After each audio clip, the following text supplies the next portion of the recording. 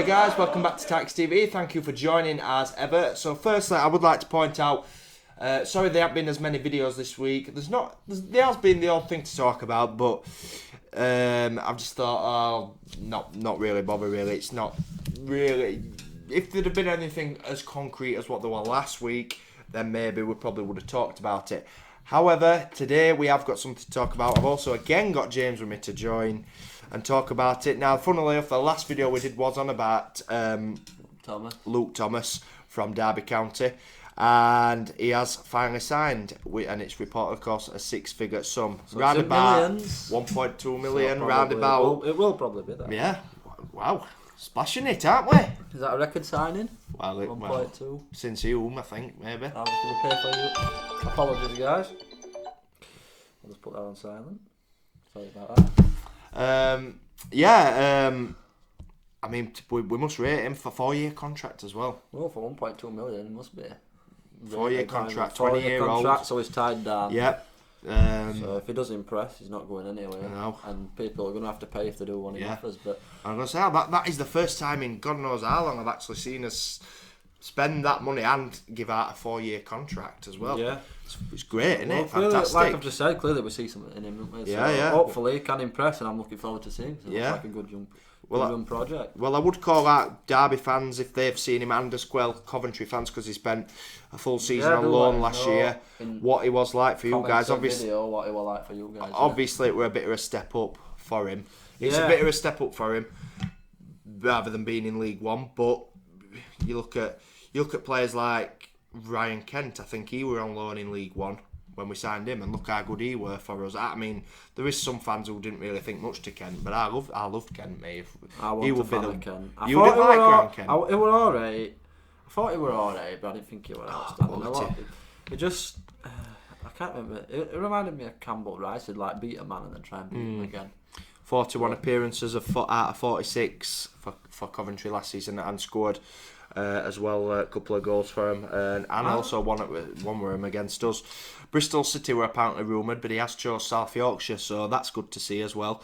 Like I said, it's about selling club to players though, isn't it, as well? Yeah. I mean, I think with us, he'll definitely get more game time than what he would at Bristol City. Well, we are a club for fans though, aren't we? You club for fans, giving players a chance. He was also on trial at Benfica in summer of 2015. Yeah, sorry about that. I didn't mean that by the way. What I meant is our club's based on fans. Yeah. You know what I mean? Yeah, and if Derby had been promoted to the Premier League this season, Cheltenham would have received 50,000, but they were beaten by Aston Villa in the playoff final, so that clause has expired. So where would he fit in then? Do you think he'll fit? Well, I mean, paying that amount of money for him, you look at it. You look at bigger clubs than us when they pay that sort of money. It sort of can be for the future, but for us, paying that amount of money, is it going to be a straight starter for us?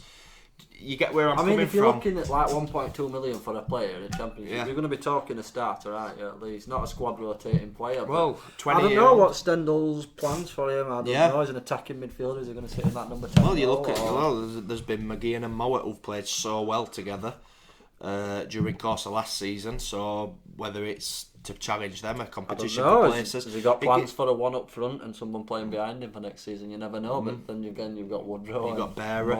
You've got Bearer, yeah. Is it a good situation to be in though? It is, isn't it? As a manager to have so many choices, but as a player, you look at maybe the likes of McGee and Mowat. Do they maybe now think, "Ooh, is my player?" I mean, even Dougal. I mean, I know Dougal's more defensive, but you can only have 11 players on pitch. Do you know what I mean? Yeah. So I don't know. We'll find out when season comes round. Of course we will. When this come round and what Stendhal's plans are for him, and I'm looking forward to seeing him. He looks like a good player. Good player. Got a few good comments off a couple of fans on the last video we did.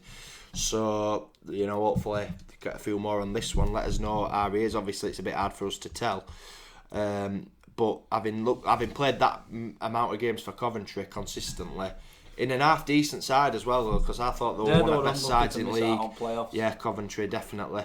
And I thought, it really good, and he worked under a good manager for that season, Mark Robbins. I do rate Robbins as a decent manager.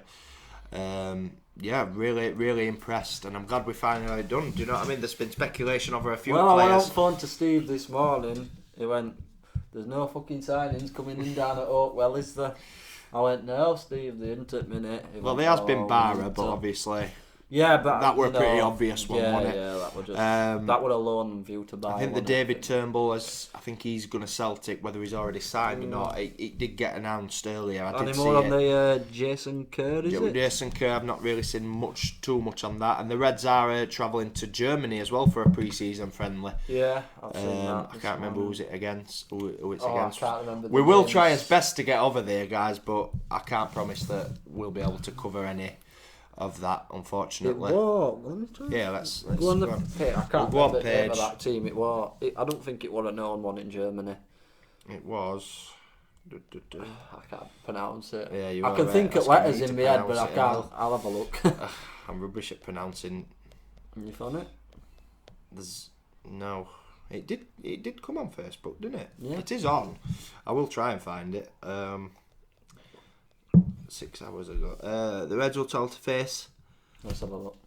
Armenia, is it? Arminia Bielefeld. However you Bielefeld. pronounce that. They're not right well known in Germany. No. But to go over there, I mean, we'll try and get over there. Try and do some coverage of it. It's Stendel's supported team in Germany. Could be, couldn't it? His childhood team. Yeah. But no, we'll try and get over there. It would be nice to go abroad to watch the Reds in a pre-season friendly, but I can't guarantee I'll be able to afford to actually do that. It costs enough going home and away every week to watch them, but we'll try. When do fixtures get announced? Next Thursday, the fixtures. We'll be going. I'm going. Steve, doing a video with Steve again, like we did last year on the fixtures. Well, So we interesting can to pen in see. the away days. The first Who do you day. want first game, home or away? I think it's got to be at home. Either I'll be going because I'll book day off work.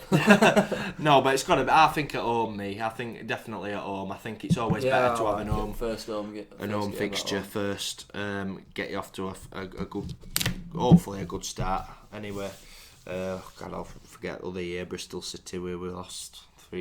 We were absolutely shambolic. You were late to that game, weren't you? Yeah.